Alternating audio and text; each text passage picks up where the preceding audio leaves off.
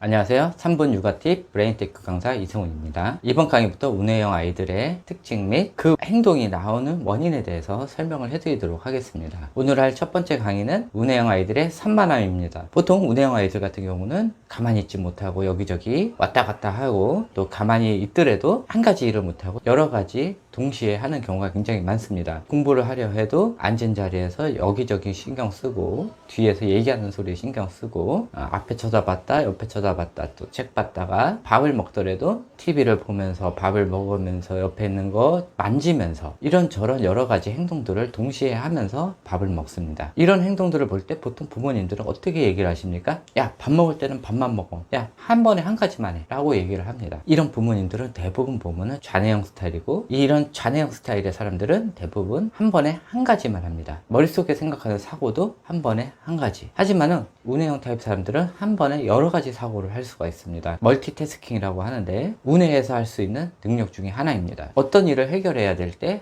한 번에 한 가지를 생각해서 분석을 하는 것이 아니라 여러 개의 상황을 놓고 한 번에 동시에 생각을 할 수 있는 이런 능력을 가지고 있는 게 운해 타입입니다. 운해 타입 사람들이 머릿속에서 생각하는 이 사고가 실생활에서 나타나게 되는데 이것들이 산만함으로 나오게 됩니다. 이것은 당연한 것입니다. 특히 운해 아이들 같은 경우는 여러 개의 정보를 동시에 받아야 되는 이 운해가 너무 활성화가 되기 때문에 이렇게 산만함이 당연한 것입니다. 그런데 좌뇌형 부모님들은 이런 산만함을 눈으로 보는 것조차 굉장히 불편해합니다. 본인이 불편하기 때문에 아이를 못하게 합니다. 아이를 못하게 하는 것은 아이의 생각하는 능력, 여러 개의 멀티태스킹 능력을 억제하는 운해형 아이들만의 능력을 없애는 이런 행위입니다. 운해형 아이들이 여러 개의 행동을 하는 것들, 이런 것들은 멀티태스킹 능력, 분산력 이런 것들이고 이 분산력과 멀티태스킹 능력은 나중에 아이가 어떤 거에 대해서 관심 있는 것을 할 때 이것들이 한 번에 모이면서 좌뇌 사람들의 약 800% 이상의 여러 가지 능력을 발휘하게 되는데 여러 개를 하는 이 능력이 단 1분, 2분 정도 집중력만 늘면은 아이가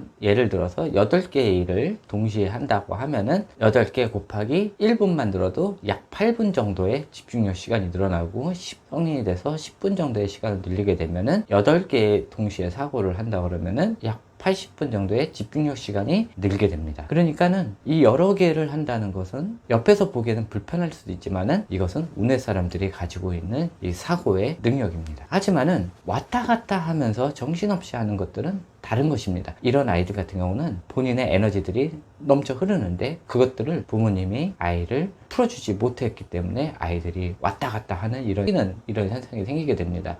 아이들이 본인의 에너지를 다 쏟을 수 있게끔 같이 놀아주고 머리를 쓰는 두뇌 훈련들을 해주게 되면은 아이들이 일찍 자고 이 열량들을 다 소비를 못하면은 그게 스트레스 작용으로 남게 됩니다. 특히 공공장소에서 아이들이 뛸 때는 이거는 제지를 해주시고 집에 가서 그만큼의 에너지를 부모님이 쏟아 주셔야 됩니다. 이 분산력과 멀티태스킹 능력에 대해서는 이 다음 강의에 바로 이어서 해드리도록 하겠습니다. 결론은 아이들의 산만함은 멀티태스킹 사고 능력을 늘리고 여러 가지 일을 동시에 할 수 있는 능력들을 키우면서 생각하는 능력을 키우는 이런 작업이고 산만함이 많으면 많을수록 아이들의 사고력, 생각하는 능력 이런 것들이 많이 발달되어 있는 상태이기 때문에 이거에 대해서 한번 알아두시고 한 번에 한 가지 일을 하게 하는 이런 좌뇌형 방식은 아이가 어렸을 때는 부모님이 육아를 할 때 조금 참아주시고 아이가 너무 산만하거나 아니면은 가만히 있지 못하거나 이랬을 때는 약간 옆에서 도와주시는 것이 더 좋습니다. 이것으로 아이의 산만함에 대해서 알아봤고요. 궁금하신 점은 밑에 댓글에 남겨주시기 바랍니다. 제 강의가 좋았다면 구독과 좋아요